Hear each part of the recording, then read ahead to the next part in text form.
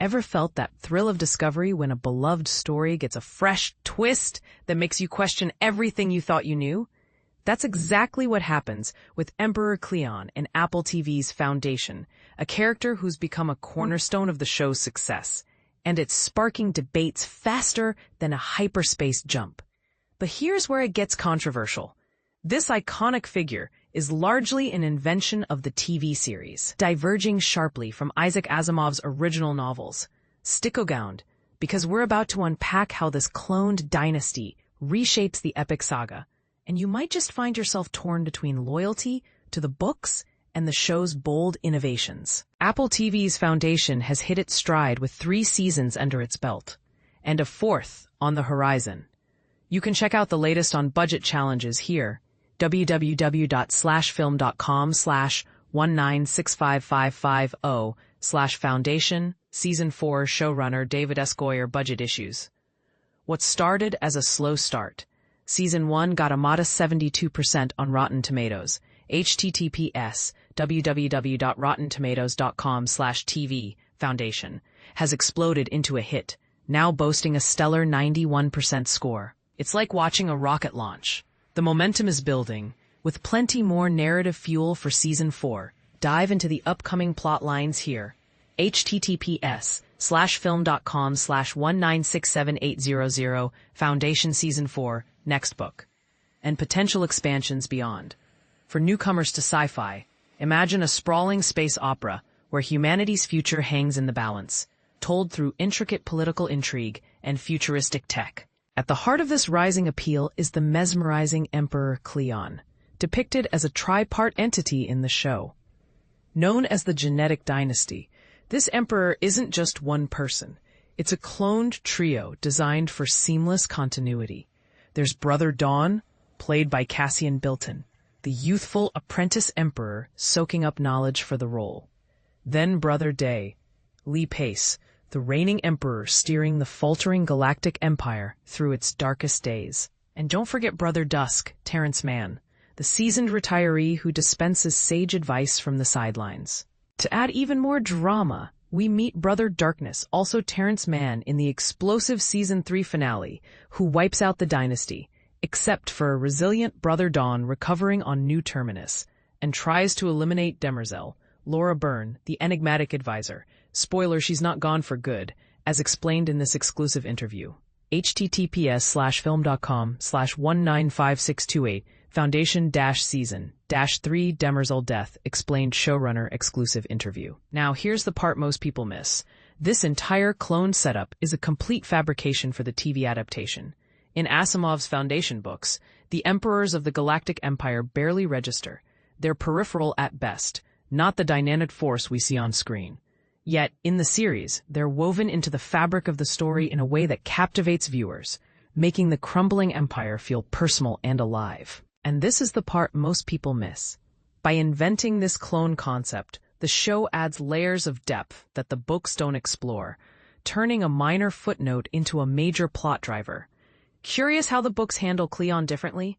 Glad you asked. Let's explore that together. In Asimov's world, Emperor Cleon steps into the spotlight briefly in the prequel novels, which set the stage for the main series. Picture this opening line from Prelude to Foundation, the kickoff to those prequels.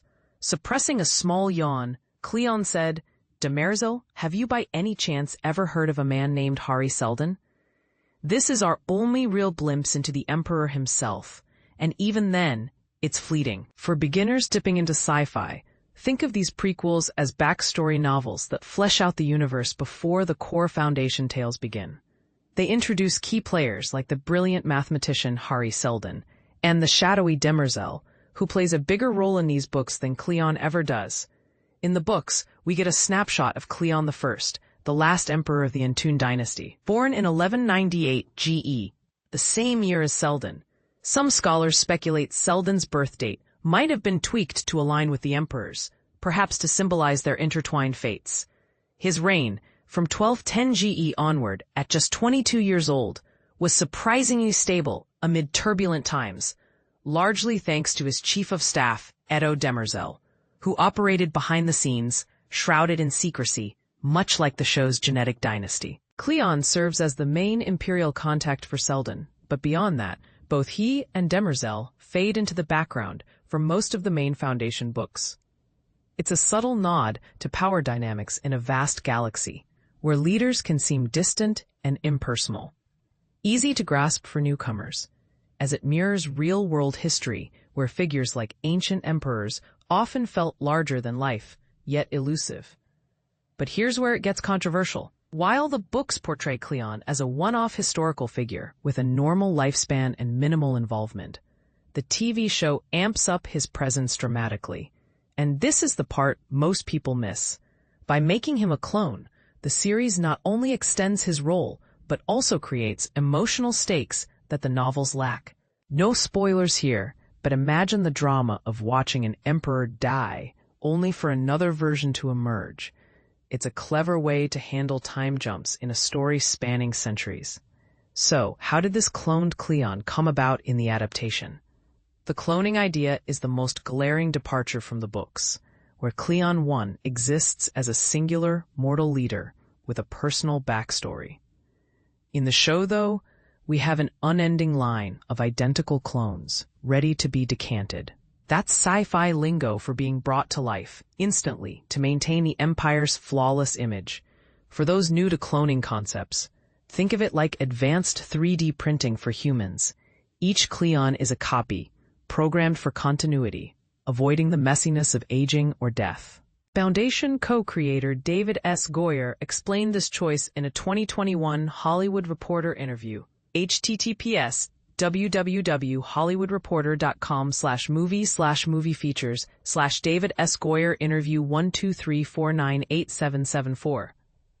Aiming to balance Asimov's heavy ideas with relatable, recounting characters.